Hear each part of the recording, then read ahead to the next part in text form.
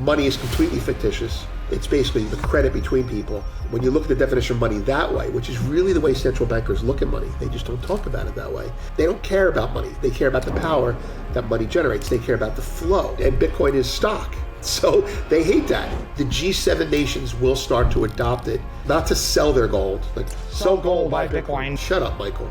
Own gold and buy Bitcoin. The world's trying to decentralize. We're hugging harder. We're centralizing more. There's a WikiLeaks email out there that says now that the London gold pool has failed, we need to discourage people from running to buy bullion. We need to get them to be satisfied by a proxy for it. Bitcoin's arriving on the scene just at the right time, 2009. That makes me look at the CIA, I believe Bitcoin may be government created, but not government controlled. You need to have a larger portion of your money out of bonds and into something literally outside the system. Once you have the money there and you know why it's there, you don't have to panic when everyone else is panicking. I already bought my insurance. I'm okay. Hello, everyone, and welcome back to the Bitcoin News channel. I'm your host, Rob Wallace, and today I'm very grateful to be joined by Vince Lanci. Vince is a career commodity fund manager, an adjunct professor, and author of the BBL Gold Fix Substack. Vince, how you doing today? Good. Thank you for having me. I'm looking forward to this. Yeah, absolutely. What do we got? I've been a fan of your content for over a year now. Found you on X, and you're really making waves with your commentary on the precious metal space, especially now with gold at all-time highs. But not only are you a precious metals expert, but you also have some views on Bitcoin. So I'd like to start off today's conversation with a spicy question. Sure. You have praise for Jack Dorsey, but you have questions for Michael Saylor. What do you see as the difference between the two? Yeah. All right. So I'll take the spicy bait, but I'll start by saying it seems that I don't pretend to be a Bitcoin community person, but I'm a money person. It seems that within the camp of Bitcoin people, there are people who say that the more it's adopted institutionally, the more it will go up in price, obviously. And also the more it will, what's the expression? The Trojan horse thing, and I'm not a disbeliever in that, but just hear me out. The Trojan horse thing and it'll appreciate in value. Fine. That's one camp. That's, in my opinion, the store of value camp. That's the store of value camp. So that's it's store of value. And then the other camp is it needs to be used. That's Jack Dorsey's camp. That's how I look at it, right? And that camp actually had shrunk, I thought, over the last couple of years because of all the righteous hype about the ETFs and what have you and the treasury stuff. But, Jack, I don't know Jack at all. I'm not pretending to know these people, but Jack is of the opinion that unless this gets used and circulated as a currency, it will become a digital pet rock. I mean, that's me talking, a digital pet rock or digital gold in that respect. And if you look at the two aspects of money, medium of exchange, so currency and store of value. And then the third one is unit of account, but we don't care about that. Anything could be a unit of account. That's how they broke gold. They split it, right? And we're going to get into gold, I'm sure. But the idea is I'm a fan of Jack Dorsey for saying it this way. Okay. So I'm a fan of him because I recognize that too much, let's say that I like both perspectives. Too much of the Michael Saylor perspective is not good. You need to have it circulating. If it becomes, look, I don't know how many of the people out there have grandparents that have Hummels or those little figurines that you put in a china closet. Bitcoin's going to become a china closet item unless it circulates. And I believe, and we're going to get into this, I know that you want to get into this, I believe that unless it circulates, it will get enveloped and ring-fenced to such an extent by the Western, specifically the US, regulatory and liquidity pool that it will become branded. And if it becomes branded, its chance of circulating decrease or slow, right? And within that branding, and I use the word ring fencing of Bitcoin's value and wrapping in a security and regulating it. There are benefits to that too, but when you do that, you just make it another security. And that's what's going to happen. Now, the question is, economically speaking, seeing it from the sailor side, everybody who's an idealist, oh, I'm a capital L libertarian, and I think we should remove the state and have, money that's stateless. Great, I'm with you on that. But everyone has a price that they throw that away. And some people's prices are higher than others. And those people will stand tall. But most people, it's divide and conquer. So how much, so let's say, I own Bitcoin, right? So how much higher does Bitcoin have to go for me to say, I want it to be a currency, which is what Jack wants? Well, maybe $2 million, and I'll be like, all right, you know what? I'll sell out. Everyone's going to sell out for a price. And speaking as an emissary for the government or an evil player for the government, time is on the side of the incumbent dollar. If you can slow down adoption, if you can make it a regional currency, which is kind of what's happening now slowly, and if you can make it susceptible to American regulatory rules, all for the sake of protecting the investor, well, then it's going to grow, but it's going to be a hothouse flower. It'll never be, if you're not familiar with that phrase, hothouse flower looks great in a hothouse. You take it out into the wild and it dies. It can't survive.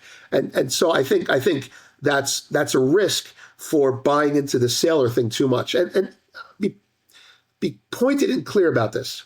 Michael Saylor is a genius. And I don't just mean a genius in physics or whatever he's looking at or his analogies about, Godzilla. I know all those stories. I know all of them. It's like, it's physics, it's this, it's that. Yeah, I know. But he has already sold out. He's not sold out on Bitcoin. He's sold out on what Bitcoin needs to be. And so as long as he can keep, and I say this, not disrespectfully, he's store of value.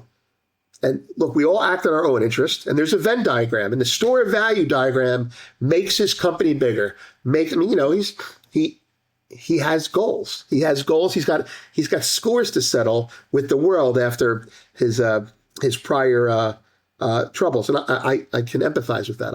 I've been there. So it's easier for him to say, when he has conversations with Raoul Paul, when he had the crypto conversation, like, he said everything that I was thinking, like, Raoul, you don't get it. You don't know what a security is versus a commodity. Like, these things are securities. And I'm like, yeah, Saylor's right. And I'm like, what's Bitcoin? Well, Bitcoin is technically not a security. But didn't they just make it a security? Meaning, Bitcoin is not a security. It is not. But the thing that it's in is a security. And that's what they did with gold, which leads us to the next thing. So I'm a fan of what Jack's doing. I do recognize there's a lot of pitfalls in that. So, for example, Saylor's saying, let the institutions adopt it, and maybe maybe what's the word I'm looking for? The Trojan horse thing will come, but it doesn't matter. We're still going to get paid a lot of money. Idealist Jack is saying, in my opinion, he's saying, look, we need to have this liquid. It needs to be free flowing. It will help whole continents. And you know what? That's great. That's idealist. There's no but coming. Actually, there is. The but is, if you use, and I don't pretend to be an expert on it, but if you use, what is it, Cash App and Square, I almost said Block, right? All right, well, if you use that to make it a currency, well, the purist in me says, yeah, but you're limited. Know your customer. You can only do $50,000. You're limited. It's very narrow. You're still going through the institutions, right? And so if I were to throw that at Jack, I wouldn't. Someone else did. His response is, we're doing the best we can within the thing we have, which is what everyone says. And I'm not making light of it. I believe as long as Jack is involved, it will proceed to expand on that path. But I'm going to say that everyone has a price that they're bought out at. And I don't know what Jack's price is, but there's a price. So, but you have heard the big news this week that they turned it on for all the Square terminals. Merchants who use, so 4 million merchants across the country, world can now accept Bitcoin and instantaneously turn it into fiat if they want, or keep the Bitcoin, right? And there's no fees for over the next year in which they use this. It's phenomenal. Look, I'm not throwing water on Jack. What I'm saying is, I see the limitation coming for him down the road, but for him to say, I'm working on it, the day of, he said, someone raised that point that I just made. And he said, I'm working on it. It takes time. Yeah. for him to say that on the same day that 4 million retailers are using it, I'm like, you know what? His track record's pretty good. Yeah. I'm with that.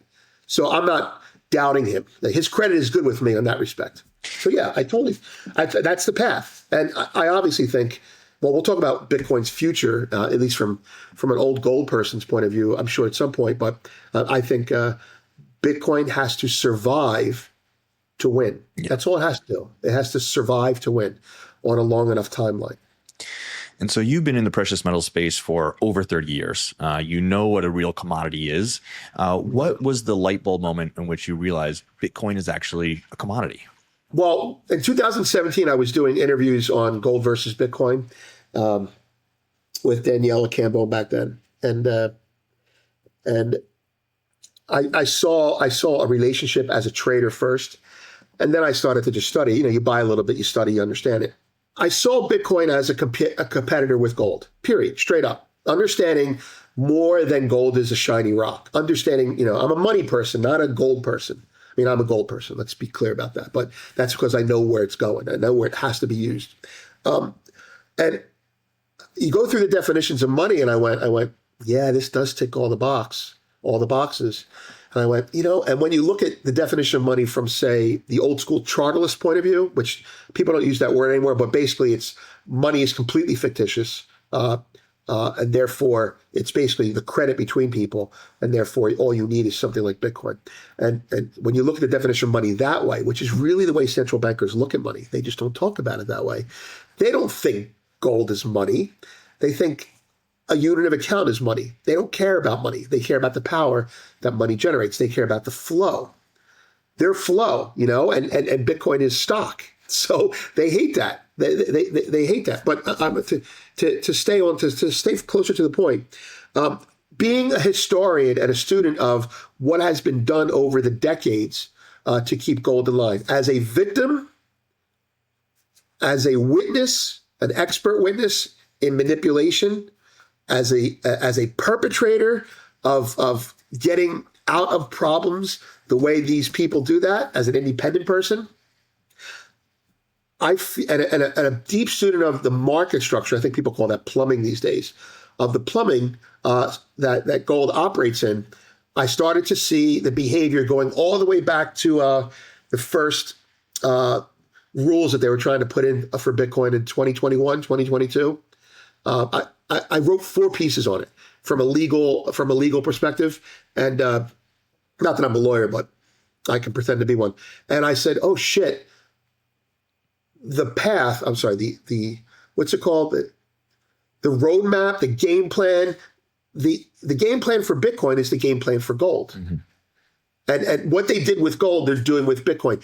If you obsess about whether it's a future commodity, I'm not saying that we're obsessing about it, but if you look at that, you lose what's important. What's important to them is protect the dollar and do everything you can. We'll talk about treasuries later, but protect the dollar as the global currency. And if you look at the history of gold, they're doing the same thing with Bitcoin with different names. So, for example, should I continue, or do you want to interject? Yeah. So, when the United States went off the gold standard, right, the 1971, right, think of the world as everyone was pegging their money to the dollar, and the dollar was pegged to gold. So everyone else's currency was pegged to the dollar, and we pegged to gold. 1971 comes, and you know the stories about the gold being taken back and printing too much money. We all know that. But what really happened is they decided, they said, okay, now that we've had people holding dollars in their hand, this is the Jack idea. The currency's in everyone's hand. The gold's not in everyone's hand. We've already made it a derivative, right? Let's just separate the gold and say the dollar, right? It used to be it's as good as gold, meaning it's dollar, it's as good as gold. Well, the phrase it's as good as gold survives, and then you just remove the gold. And so they separated the store of value from the currency. Jack and Michael. There's your debate. And once they did that, they said, well, what's the store of value? Well, the store of value now is the U.S. Treasury. Well, why is it a store of value? Because of our economy, because of our rule of law, because of our military, of course. And if you're worried about inflation, we'll give you interest on our store of value. You don't get any interest on gold, and boom. So over a 30-year period, they separated in this kind of like a generational thing. They separated the mentality that gold was anything but a proxy for the dollar. I mean, it went from gold is a store of value to, well, why do you want to buy gold? Just short the dollar. Why do you want to sell gold? Just buy the dollar. And they successfully took it from being an anchor of value, replaced it with treasuries. The currency stayed out there. Everyone's holding dollars. That's your marketing, right? Right. And they said, okay, we're going to use treasuries as a store of value. And what's gold? Well, you don't need it anymore. I mean, here's a rule that they changed, that they just changed back. In 1971, we went off the Bretton Woods thing, right? Okay, but in 1976, we finished the Bretton Woods death. Like the finishing move was in 1976 is something called the Jamaica Accords. And it was pretty much ceremonial. But what they did was they said, all right, we were making a global price of gold. Now it's regional. So if it's not global, it's not a network. Okay, right? If there's no one exchange, everyone can have it. Nobody cares, right? Second thing, we're not going to have any official pricing of it for central banks. So that makes it a commodity. Third thing, it was a tier 1 asset. So if you had an ounce of gold, you go to the central bank and you say collateral for the full value. They demoted it to tier 3. They demoted it to a piece of art. They literally demoted it to a piece of art. That's what it is. They said it's tradition, as Bernanke said. So when they demote it to a piece of art, right, then you go to the window and you say, hey, I have $1 million in gold. Let me borrow $1 million. And they say, sorry, we'll only give you 500,000. Right? I went through this personally when I tried to take delivery as a young trader. And we'll only give you 500,000. So I say to myself, as a person with this gold, I go, well, shit, I'll just sell it. The only way you can get the money from gold is to sell it. Right? If you put it on margin, you get a margin call. So anyway, they made it more volatile. And at the same time, you change the market structure. You tell the banks by the market, the banks aren't evil. Well, maybe they are evil, but the banks aren't evil when it comes to gold. They just want to make money. And if it's a 50% haircut and you can't take delivery and the contract is too big and you and me can't buy one contract because it's too much money, well, screw it. I'll just play from the short side. Boom, and that's what they did. And then in 1974, working in this time frame, there's a WikiLeaks, I should say, email out there that says, I mean, I'm paraphrasing, but this is what it says. It says, now that the London gold pool has failed, that was in the 1970s, and we've gone off the gold standard. What we need to do is we need to discourage people. I mean, listen to this as a Bitcoin person. We need to discourage people from running to buy bullion.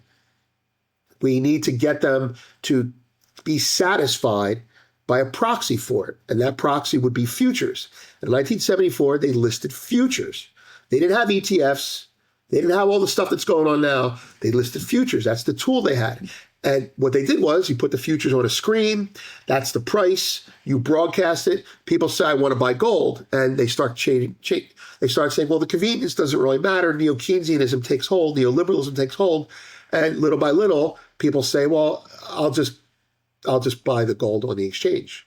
I'll just take the futures. And they'll never take delivery.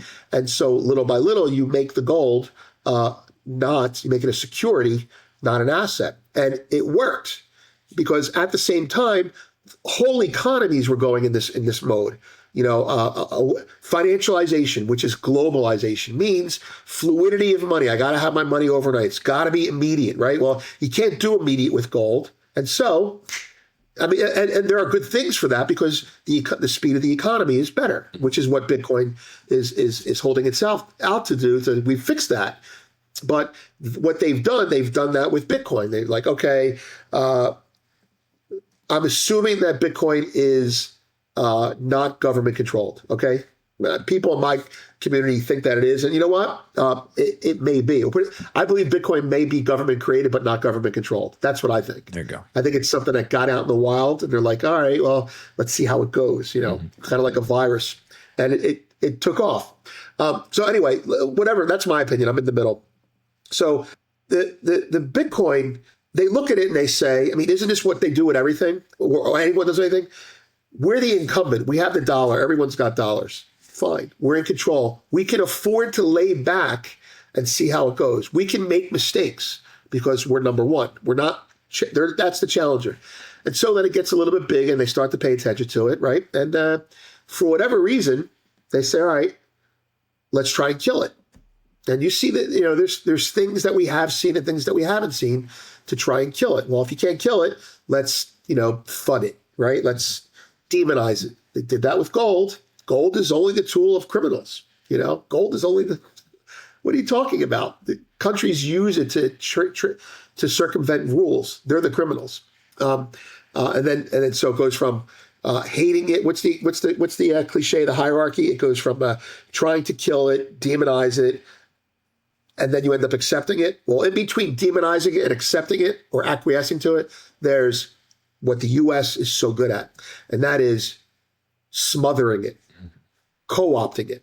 I wanted to briefly interrupt today's interview to give a big shout out to our lead sponsor, Rhino Bitcoin. Rhino is the all-in-one Bitcoin super app built by Bitcoiners for Bitcoiners. Buy or sell instantly. Send sats anywhere on the Lightning Network. Withdraw straight to cold storage. Even turn sats into gift cards or link to a Casa multisig, all within one sleek interface. And Rhino is just warming up. Soon, you'll pay bills, borrow against your Bitcoin, and save for retirement, all without leaving the app. Download Rhino at rhinobitcoin.com or tap the link in the description below. Use promo code Bitcoin News and Rhino will drop you $10 of free Bitcoin into your account today. Secure your stack with Rhino Bitcoin and enjoy the rest of the video. Now, people that are hardcore Bitcoin people think it's a Trojan horse and eventually it will take over. I don't disagree with that concept if it survives. But, I think that, it's obvious to me that the creation of the ETFs was an attempt by the government, whether they're scared or not, to say, wait a minute, this really could be a competition with the dollar. We don't want it to circulate like the dollar. Let's make it a security for everyone's protection. And let's get enough. And also, for geopolitical reasons, we need to have enough market share of this, because if someone else does pick it up, we need to be able to hit a switch and dump it. And, you can do that. Like, if 50 to 60% of the Bitcoin trades in the US and we use rehypothecation like they did with gold, or we tell the banks that we want to put a limit on how much people can buy, you make it dive. We cripple El Salvador. You don't have to cripple El Salvador for a year, just a week, just one of their payments is due. I'm not saying that they did that, but I'm saying that's what was done with gold. That's what was done with gold. You're a country, you want to get an IMF loan. You say, all right, I want an IMF loan to rebuild my country. The IMF says, give us your gold as collateral. They take the gold as collateral, right? And then you miss your, and what they do with the gold is they hedge it. They hit the bid on the market hard, and that's constantly coming into the market. And then you default on your loan because they have some crazy rule they want you to. This is the stuff that Jack is going on about. The IMF and the World Bank. Yeah, we'll give you the money, but you can't have mosquito repellent, and everyone gets malaria 6 months later. Like that type of shit. They don't really give a shit about anything except perpetuating their existence. So then the gold just hits the market, it gets sold and never gets bought back, it gets rehypothecated. And, all these things conspire against a gold market that's robust. That's the way the structure is. And they're creating that structure for Bitcoin. So I think that unless Jack succeeds, Bitcoin's going to be what it is and no more. Treasury asset or not, it'll go up, but they're not going to let it compete. They're not going to let it steal a headline anymore. They're not going to. Gold is up. Why isn't Bitcoin up? It should be up. I mean, look, I guess what I'm saying is the U.S. government no longer controls gold. It did for decades.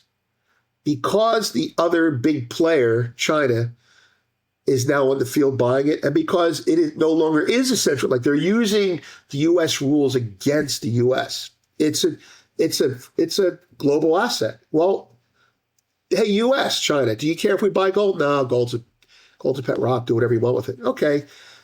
U.S., do you mind if we put it in vaults in our country? No, whatever. It's gold. Who cares, right? And now it's like 5 years later, it's like, hey, U.S., do you mind if we dump treasuries, buy gold with the money, and then use the gold as collateral so people can treat it like a tier 1 asset? wait, what? And so now China is dictating, China is debasing, if you want to talk about it as an economist, China is debasing or rebasing against gold, forcing the US to either give in to that or to weaken the dollar against the G7. And so what they're doing to Bitcoin, they did to gold already. And it's not because of the Bitcoin or gold, it's they got to protect the incumbency of the dollar. And that's where the stable coins come in, et cetera, et cetera. And we'll get into that. And I guess then the one question is, how do we stop that? How do we defend Bitcoin and make sure that it cannot be fully co-opted? Use it as money, peer-to-peer transactions? Is that what you're saying? Yeah, I mean, I think, this is an evolving answer, right? But this is where I am now. I see it as a race between store value and medium of exchange. And unless it gets used, look, let's go back to gold because it's the same thing. Gold went from not being used to being used over the BRICS. Stable, like so I know it's not pure, it's a physical asset. I know you can't really make it a blockchain product. I understand that. But it's the next best thing for people that are over the age of 60 that are like, oh, okay, we can, it's almost there. Okay, we have gold. Let's use it. And so gold, all of a sudden, they bought all our gold because we let them. Now they have it, and they're like, we're going to use it. Mm-hmm. So we are in the process of corralling Bitcoin and preventing what Jack wants to do, or what he's actually succeeding in doing. I think for Bitcoin to become what gold is in the process of becoming again, it needs to be decentralized, and we know that it is literally decentralized. Ownership is decentralized, but control is not right now. The liquidity pool is everything in Bitcoin. That's my opinion. You know, when you have 5 banks in the world that are the only people that'll make a bid or an offer in gold, well, you create the liquidity. You own it. You own the liquidity pool. And that's what they're in the process of doing with the custodial business. You know, the custodial business is the same thing that the bullion banks do. They have the gold in a vault that other people have given them, and they lease it out. And then they say, I'm going to hedge it. And then they hedge it again, and they hedge it again. And then they say, all right. And then the government gives them access to their gold, and they just keep selling. And the shared custody is really, you may own it, and it may be your keys, but it's in their control. I own it, but I don't control it. And that's what they're doing. So to answer your question, it needs to be used as a currency. Let's assume that it's on its way solidly to being a store of value. I believe that it is on its way to that, and I believe down the road, the G7 nations will start to adopt it as not to sell their gold, like sell gold, buy Bitcoin. Shut up, Michael. The answer to that is own gold and buy Bitcoin and sell fiat. So if central banks move to, let's say, 30%, let's say central banks move to 30% of their assets in gold, that's probably too much. They need a hedge for their gold. Why not start buying Bitcoin? It's the successor. Why would you not own the successor? And I'm not a Bitcoin fan. I'm not a Bitcoin maxi at all. Mm-hmm. Just saying, you got to be careful. I own gold, primarily gold and silver, and I own Bitcoin like a hedge for my gold. Shit, I own a horse and buggy, and it works great. But if people start using cars, I want to make sure I have one. Absolutely. That's how I look at it. And another point you bring up is that Bitcoin will really succeed if it just outlasts, right? Yeah. If it can propel itself through multiple generations and is, as Hayek said, through a sly and roundabout way, becomes this new money, right? Right. And again, as we see with science, you need the old guard to pass away in order for the young bucks to take it and just be born into it and think, oh, this is money. Like, I don't know anything else. Like, I use Bitcoin on a regular basis, right?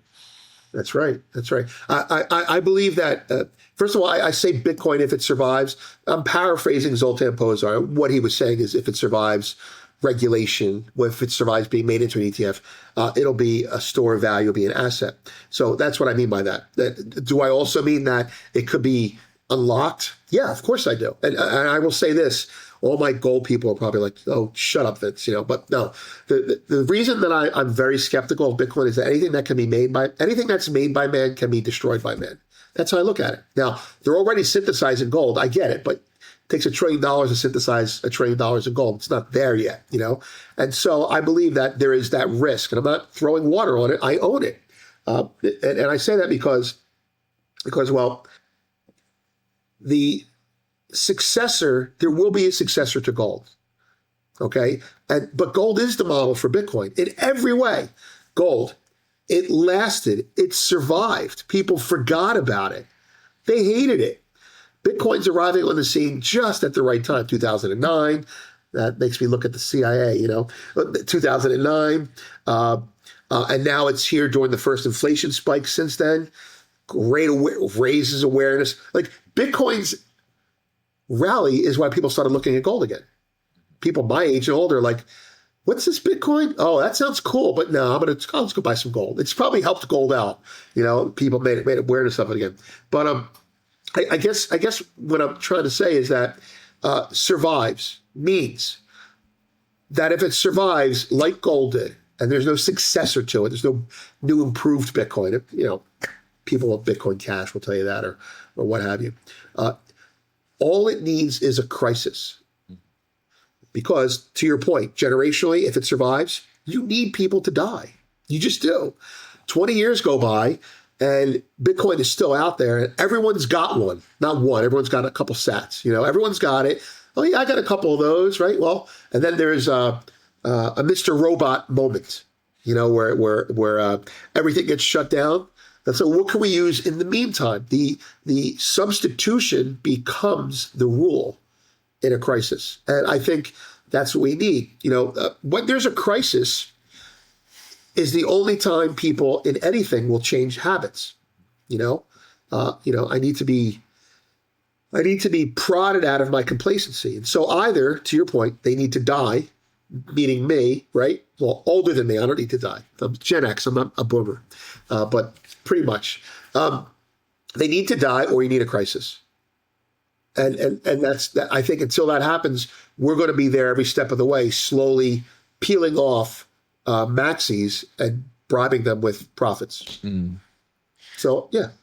Well, now I'd like to ask you about your personal journey, because you said that when you started your career as a trader, you were a Keynesian. You were all about, not about precious metals, but the paper surrounding it and wanting to make a buck.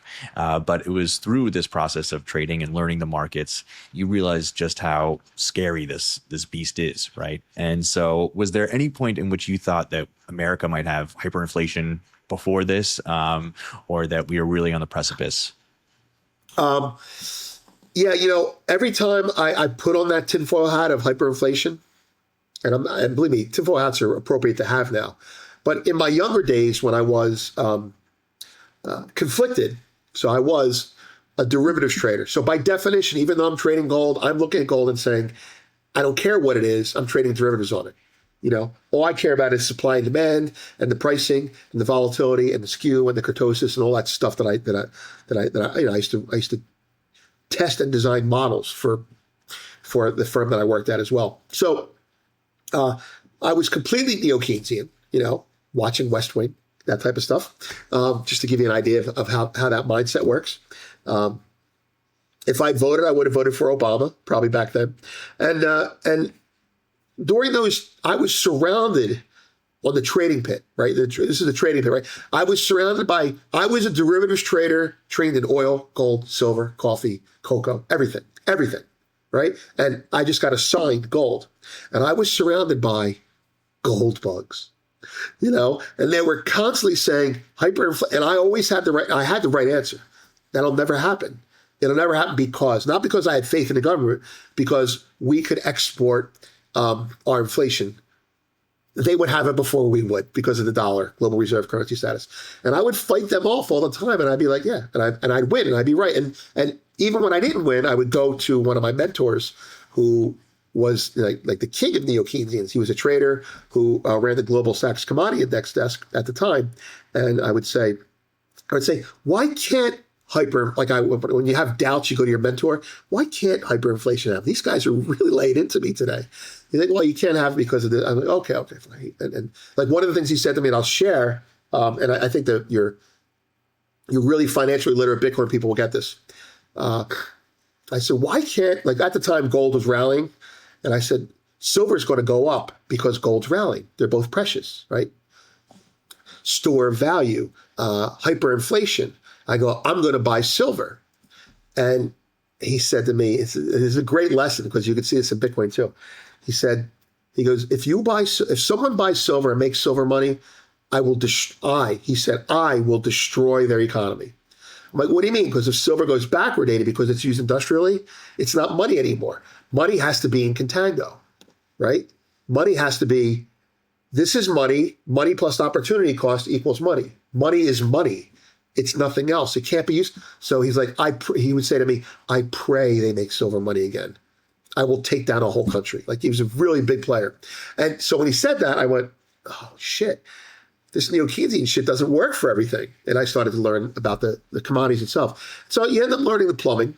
And I ended up being involved as a witness and a victim of a couple big short squeezes in silver and gold and oil.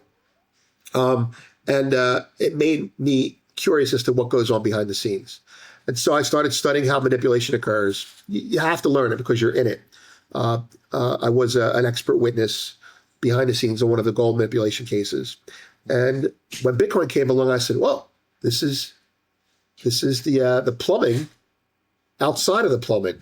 How are they going to fight this? And so that's it. So that was that. I ended up becoming a gold person, not as a gold bug, but I'm a gold bug now. And I started as a gold bug as a little kid. The first gift you ever give someone in your life, little gold pendant. I'm like, oh, wow, that was $800. That's cool. I could put that in my pocket. I have $800, So you understand the value of money early by spending it on gold. Yes. And this year we've seen gold add $10 trillion to its market cap. Unbelievable, right? And we saw just a month ago, there were lines in Sydney, in Tokyo, in New York City. People were lining up to get their hands on gold, right? But that seems to have cooled off a little bit, and now it's quiet. So what is going on in the gold market right now? Is it all central banks, or is there real retail interest in it as well? Yeah, I think it started with central banks between 22. So you have Ukraine-Russia war starts. Boom, right? Confiscate Russian money. People start buying gold. But central banks, and they don't chase. They're on the bid. They just buy it when it comes to them, right? They're patient. And gradually it starts to rise because everybody who plays short keeps running into a brick wall. Someone who wants to buy. Like, that's your sailor. Sailor's down there. Right, you can't get through sailor until he gets filled, and the central bank started to de-dollarize and started to diversify. And that's a well-worn story in this community, but it's true. And then I'll throw this at you because this was bad for Bitcoin as well. In 22, when the war started, even though central banks were buying, the Fed decided to fight inflation. And so April through October was gold, silver, and Bitcoin down, right? And then when they stopped tightening, they went back up again. So you could see that that they were using that little neo-Keynesian lever.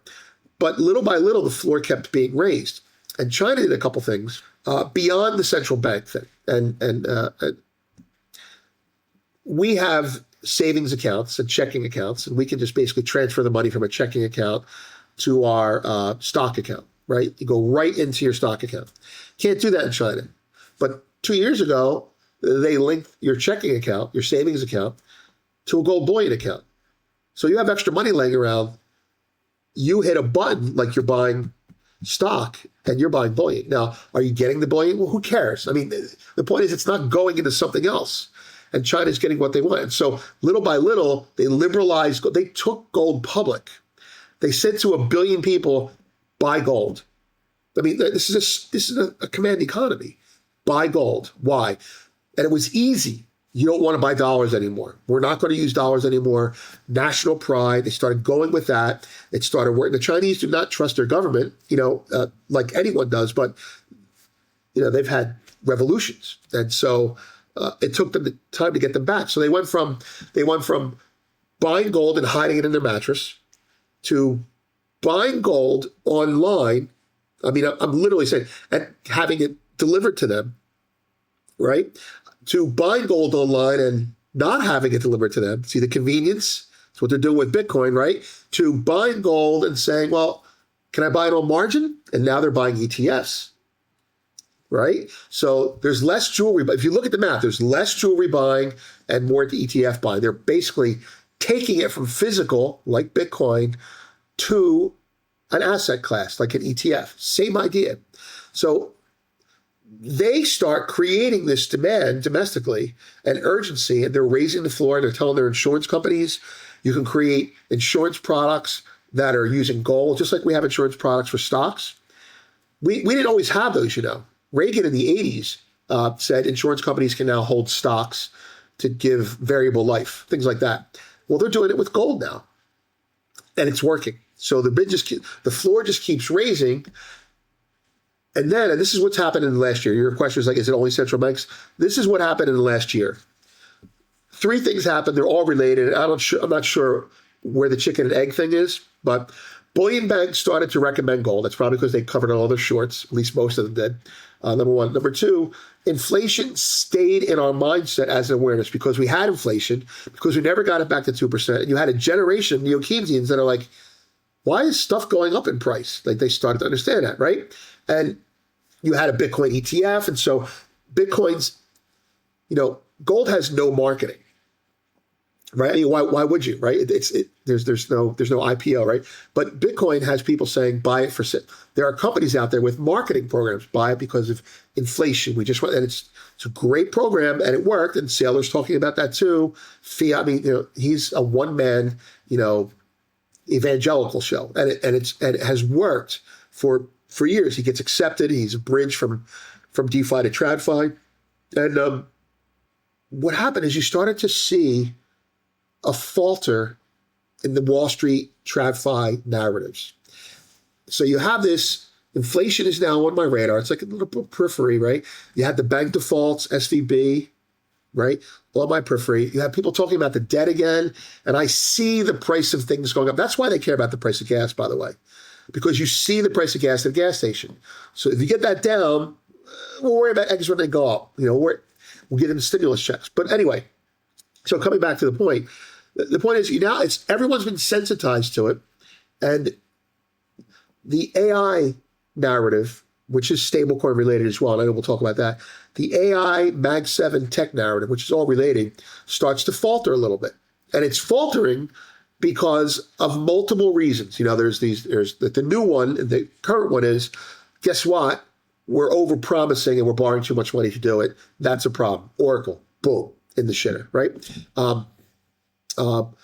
Before that, you have scares because of the right before that you have the circle jerk concept. It's called vendor financing. Everybody in Bitcoin knows about that, I'm sure. And so these are all things that are laying over that. Well, what happened is about a year ago, when the fears started to rise a little bit in Mag 7 and AI. I mean, they're not dead. They're just fears. The bigger investment firms started to come up with a plan B. Not that plan B, but a plan B. And the plan B was, well, what are we going to put people in? It sounds cynical, but this is how it works. What are we going to put people in if this sector fails? Nothing else is working. Okay, inflation's high. Being legitimate. Inflation's high, but it's on its way down. So what do we do with that? And they started to pick up on the world's de-dollarizing. That's a debasement trade. And lo and behold, about a year ago, another trade was invented. And the other trade was, I'll call it a barbell trade. You're talking to the American normies like myself, right? You have a barbell trade. And the barbell trade is you're very heavily weighted in stocks. We don't want you to sell your stocks and take it out of our firm and go out and buy bars of gold. We don't want you to buy Bitcoin until the ETF, we have our own ETF or whatever it is they're working on. We don't want you to take it and put it in bonds because truly bonds suck now. What are we going to do? Well, put it in real assets, put it in cyclicals. And, they started with miners. They started with gold bullion. I started seeing these primers, meaning 20-page reports by the biggest banks for pension funds saying, this is how you buy gold. Like, they really had forgotten that it existed. And so you have another narrative board. And sure enough, Goldman, the 60-40 portfolio is dead. Pension managers should put some money in gold and oil. right? And that was it was a great report. And then a couple of others came out. Bank of America said, we think central banks are going to buy even more gold. You should have a percentage of your money in gold or a gold derivative, or it's not gold. It's gold is the default. Some of them will say, yeah, Bitcoin too. The more aggressive ones like Standard Charter will say Bitcoin too, and I don't disagree with them. But then it gets to the point where Morgan Stanley, right? This will be for your paranoid people. Morgan Stanley, like a month ago or 2 months ago, says the 60-40 portfolio is dead. We think it should be a 60-20-20.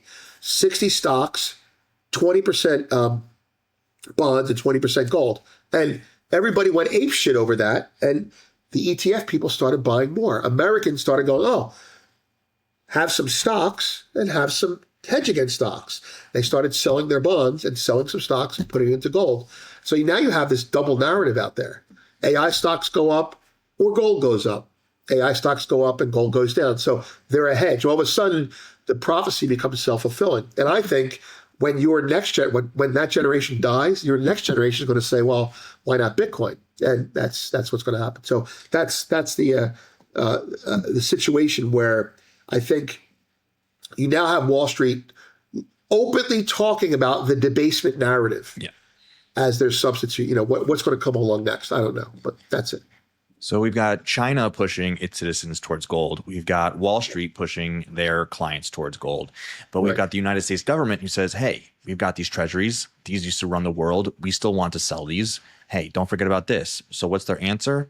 Stable coins. And so next, I'd like to lead into the question of this bifurcation of the world. We've got China going with a gold-backed yuan, and America is clearly pushing the stable coin front with the Genius Act and the acceptance of Tether, just embracing these once outcasts as now state players.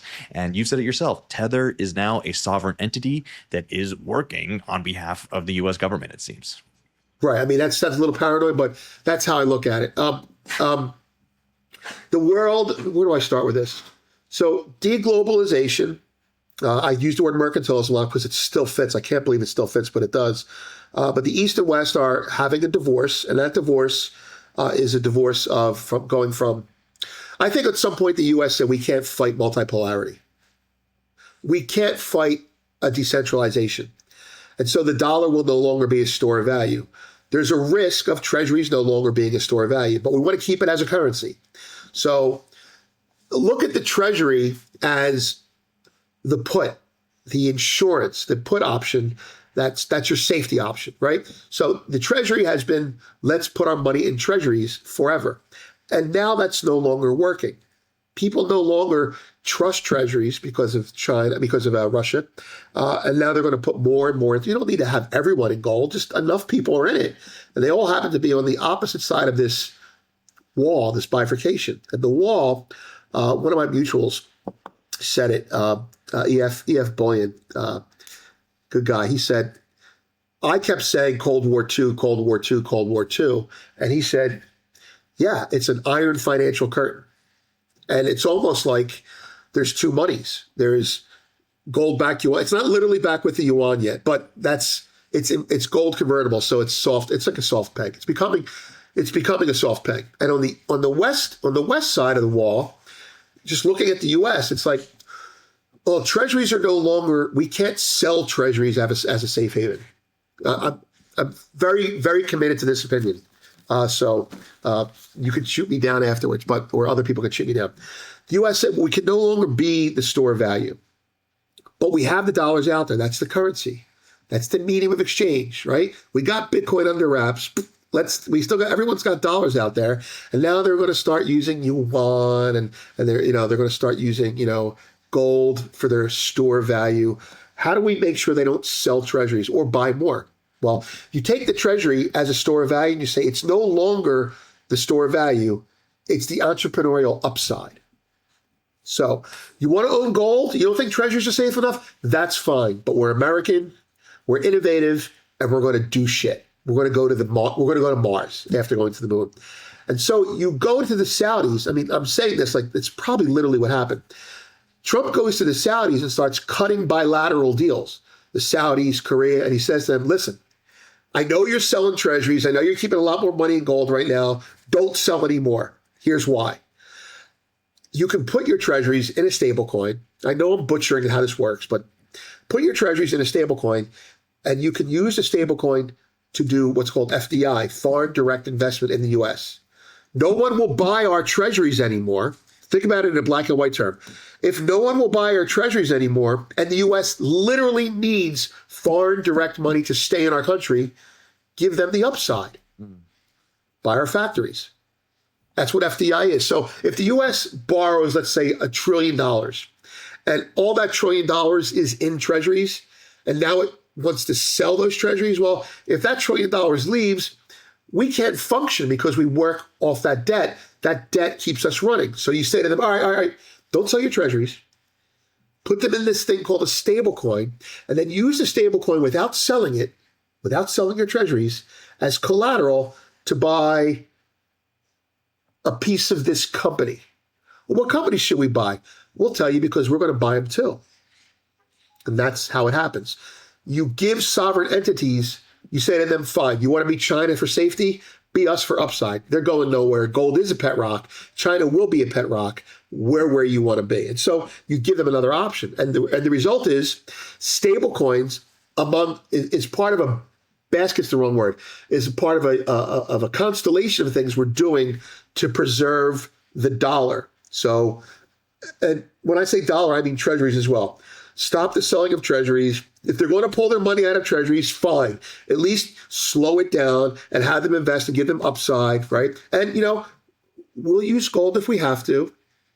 They don't want Bitcoin because we've already got our hooks into it too much right now. I'm not saying they'll never want Bitcoin. I'm just saying right now all these people have gold. They're not going to throw it out. They're going to use it. You value gold? I got some gold. Okay, we can do a deal, right? Are they going to acquire Bitcoin? They better be, because I think that's your palette of cash when people don't want to talk about what they're doing. They're going to use it that way. But anyway, so now you have the East, which is taking. By the way, you can look at this from a DeFi, TradFi point of view, very simply as the West has no supply chains that are short. Everything is dependent on China, right? The East has no payment chains. Everything is dependent on SWIFT. Bitcoin works as a payment chain. There's no way we're going to let it work because that kills the dollar. It's the payment chain that we're out there, right? Okay, so now what happens? The U.S. has to rebuild its supply chains. How do you rebuild a supply chain? Take a piece of a company, cut bilateral deals, make sure people don't sell their treasuries, give them incentive to keep their money in the U.S., give them upside because the downside it isn't there anymore, right? What does China have to do? China has all the gold now, not all the gold, but China has the real assets, gold, oil, the whole BRICS is basically the natural resources. The world is a big company. The West is management. The East is labor. They have the resources, they have the labor, they have the supply chains. Now they have to build a payment chain. They have to build something that is as good as SWIFT, not just as good as SWIFT, better than SWIFT, because as good doesn't make me change. I'm just going to turn the same TV on every day until you give me something better. So China needs to build a payment chain. And so one of the aspects of the payment chain, they're going to get it wrong at first, is like, okay, we got gold. How can we make gold like Bitcoin? How can we make gold like SWIFT? Well, you can't because it's a real asset. But you get it close, you can say, all right, you're worried about the gold and who's watching it? We'll put vaults in every country. You're worrying about the gold just sitting there not doing anything? We'll let you lend money against it. We'll let you monetize it. We'll let you use it to build your roads. Now, I'm a president of a small country, right? I like Jack's idea, but I got gold. It's like, well, if I can borrow money against gold to build an airport, I'm going to do that. And that's China's plan. Build a payment chain, a substitute for SWIFT. And if they're successful, they'll have a lot of inroads into the eastern part of the world. The U.S. is building supply chains and trying to control the building of payment chains on the other side of the world. And Bitcoin was a big threat in that way. So that's the iron financial curtain. So 2 questions around this subject. One is Brent Johnson has recently talked about his realization with stablecoins and how it can steal the sovereignty of our allies, right? If dollar Absolutely. Yeah. stablecoins start being circulated in France, in Germany, that means that they have less control over their own monetary system and Yep. essentially lose sovereignty to us. So is that part of the plan? Do you think that America is thinking like that? Yes. Yes. Oh, I mean, do I think we have an evil plan to do that? No, but I think it is a necessary consequence of us saving ourselves. The monetary, the currency part of the world, the stablecoin part, becomes increasingly black and white. It becomes increasingly like winner and loser as opposed to coexistence. So the world may be going multipolar. Everyone has their own currency, but we seek to bind them to us any way we can. So if treasuries are a store of value that nobody wants in the West anymore, I mean, they do, but let's assume that they don't, right? What can we make them want? The currency. Make them use the currency. So to speak directly to your point, or Brett's point, I should say, is that stable coins are a substitute for CBDC that we can export. We're exporting our CBDC. And everyone's already got the dollars, so they're just going to swap it for the stable coin. And you could see why, if you're watching this like from a European point of view, you can see why they're freaked out about it, because it stable coins. I mean, I'm not like Mr. Wizard eloquent on it. I mean, you know the words, but you can't put them in English yet. But stable coins allow us to transmit our policy outward better.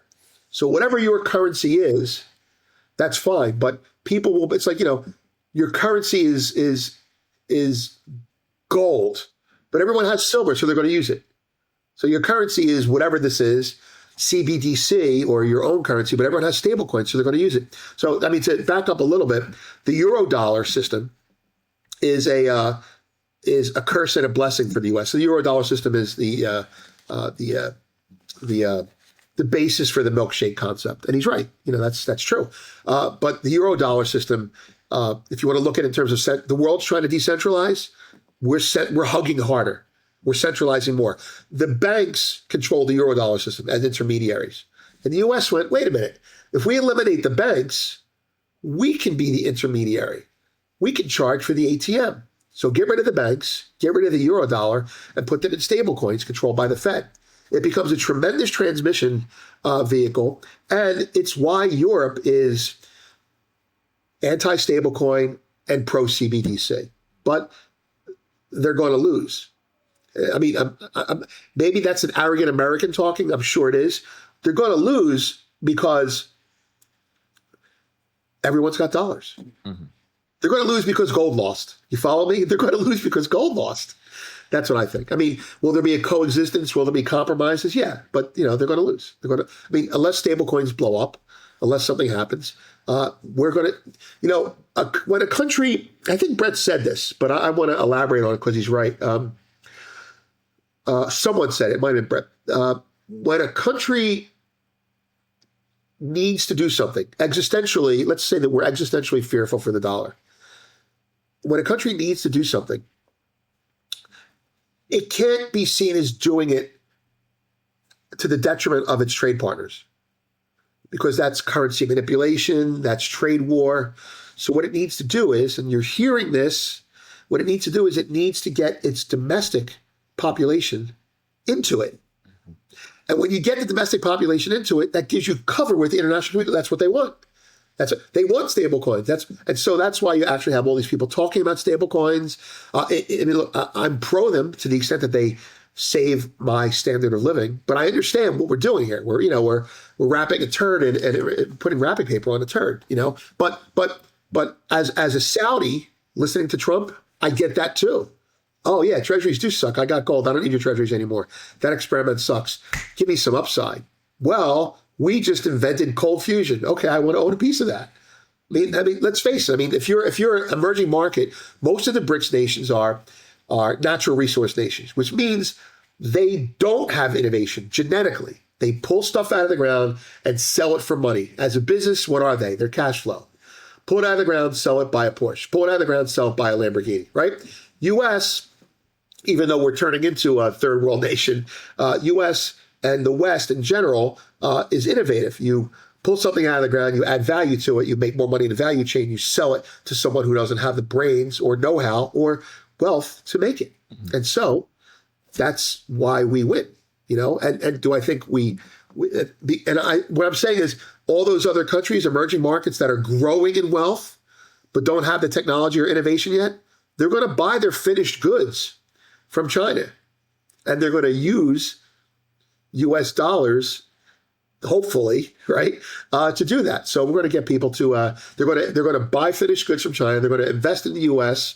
Hopefully, if we do it right, and they're going to eventually become manufacturing powers on their own. So I think the stablecoin thing is necessary. Absolutely. Otherwise, we do CBDC, which, let's be clear, stablecoins are privately placed CBDC. That's what they are. In the long run, that's what they are. But you also be able to put other products in it. When I was a kid, our parents, when we would go on vacation, they would have American Express traveler's checks if you were leaving. And the beauty of American Express traveler's checks that made that company so wealthy is because you didn't use them all, and they sat in your drawer. And they just earned interest. Interest rates were high then. This is what stablecoins will be. Stablecoins will be coupons. The Rob Wallace coupon, only good at his store.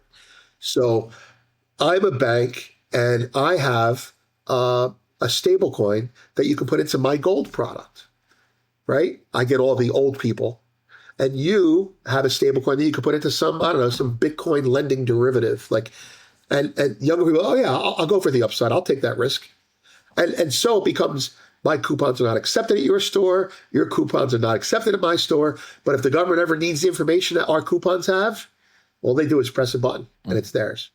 So, yeah. And so it seems as if we're approaching this mask off moment, right? The empires are finally showing them to be what they truly are. And we've got two competing powers, America, China. But as an American, as I am, how do we prepare for this? How do we get ready? What should we be studying? What should we be investing in? And how should we be spending our time to prepare for this new world of the 21st century? Now, you didn't tell me you were going to ask that question. That's a good question. That's actually, it's a bad question. That's the gotcha question. At least Jack one I had a real answer for. All right. So, how do we prepare? To personal taste, I think you have to be aware that, just using the history before you come to your own personal decision, you have to be aware that the global economy does reset every 50 years or so. It reset between 1971 and 1987. It reset when the U.S. realized that it could no longer manufacture goods competitively because our standard of living was too high, and other people would do it cheaper. And so we said, I'm not going to make stuff anymore. I'm going to borrow and buy stuff. And so we reset the economy. And during that era, during that period, that's the most recent one we had, during that era from, say, 1971 to 1982, people got fired, manufacturing went away, and the next generation, my generation, came up being taught finance. Computers too, but finance was engineers went into finance, right? That's where the money was, right? And why? Because the banks got more powerful, and because we started to intermediate and broker the money. And so you had to become a financial engineer, and that worked. But now we're at a point in our history, and I want to, this is not just a diatribe. This is real stuff. We're now at a point in our history where the world can no longer support that model for multiple reasons.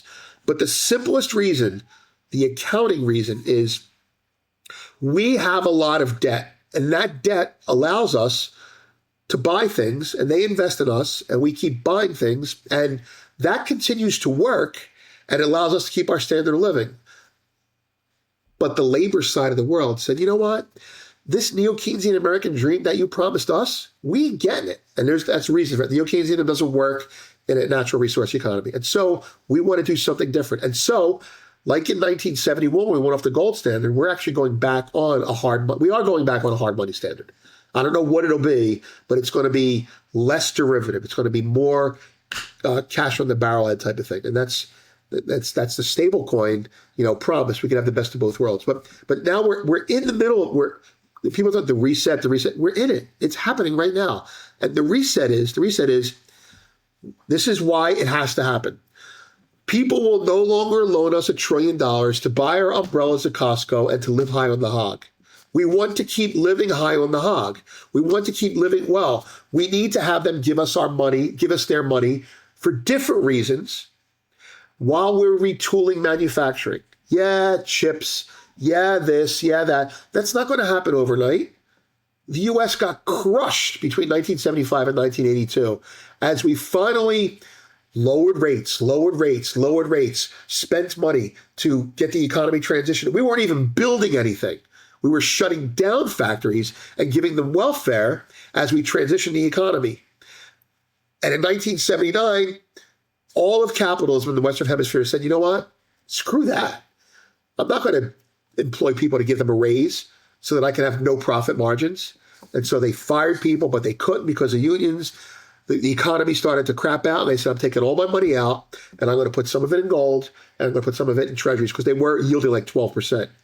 And so capitalism went on strike in the Western Hemisphere. And so we had to change our economy. And so we had 5 years, really 77 to 82, of stagflation.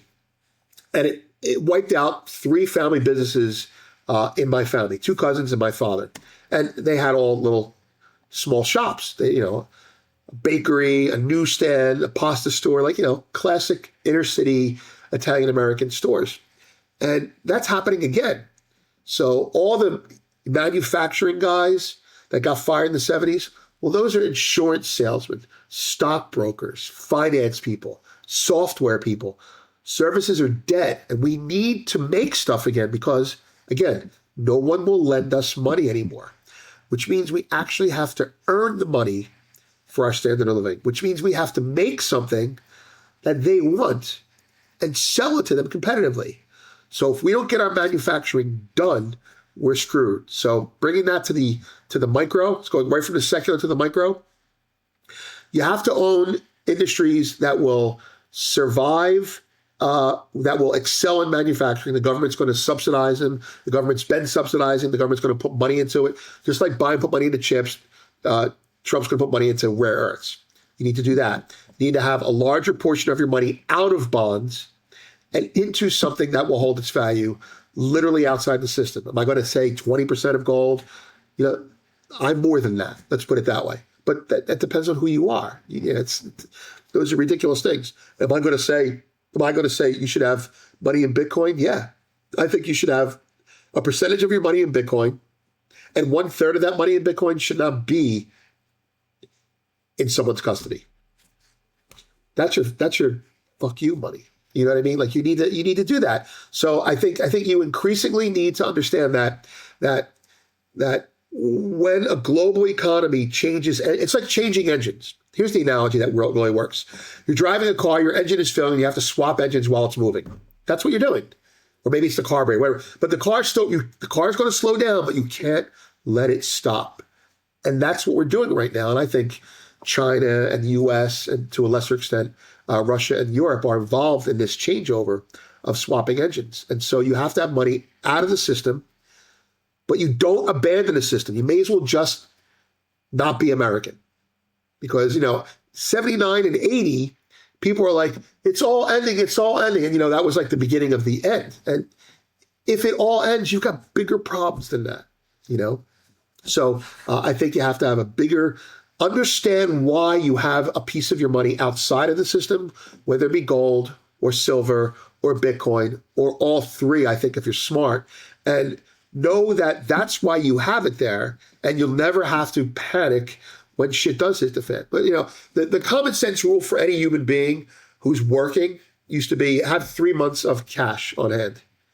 Why? Because it'll take you 90 days to get a job if you get fired. Well, how many days will it take you to get a job if you get fired? Is it 6 months now? Well, then you need 6 months of cash. Should it be in cash or should it be in Bitcoin or gold? Well, I'd say 1/3 in cash, 1/3 in Bitcoin, 1/3 in gold, or actually 2/3 in gold and 1/3 in cash to Bitcoin as a spread. That's what I'm saying. Once you have the money there and you know why it's there, you don't have to panic when everyone else is panicking. You're just like, I already bought my insurance. I'm okay. You don't have to worry. Well, thank you, Vince. No, really appreciated this conversation. I mean, you've got a very wide-ranging view of history, monetary history, and the real-world experience to back it all up. So this was very fascinating, and we just got to see how it all plays out. But if people want to learn more about the VBL Gold Fix, where should they go? Well, they should go to it's a Substack. So you would go VBL, Victor Boy Larry Goldfix on Substack. You look for me there. And if you subscribe, just know that I send out 3 emails a day. It's high quality content, but it's frequent. So this is not like, Doomberg, you get 1 letter a month and it's a great letter. It's going to be good stuff every day. We have a big tent. If you're brave enough, you can find me on social media. Actually, your audience probably is brave enough. Under Soren the K or VBL's Ghost. Just look up VBL's Ghost, and it'll be an old guy who is almost hip, that type of thing. That's where they can find me, and we'd love to have you. I got to say, you're a great Twitter follow. A lot of humor, some dark humor, but a lot of humor, and I appreciate it because you're on top of the markets. You got your finger on the pulse, and great to follow you on a daily basis. So, would love to do this again, and check out VBL Goldfix, everybody. Thank you, Vince. Thanks for having me, Rob. Thanks for making it to the end of the video. If you could drop a like and a share, it would help in our mission to accelerate adoption. If you're looking for more Bitcoin signal, join over 10,000 readers of our newsletter, Bitcoin News Weekly. Every Monday morning, we send out the biggest headlines of Bitcoin to keep you in the know in under 5 minutes. Links below in the description. Then come hang with us live every Monday at 11 a.m. Eastern. We break it all down live on stream with a new guest, and you can add your 2 sats in the chat. See you next week.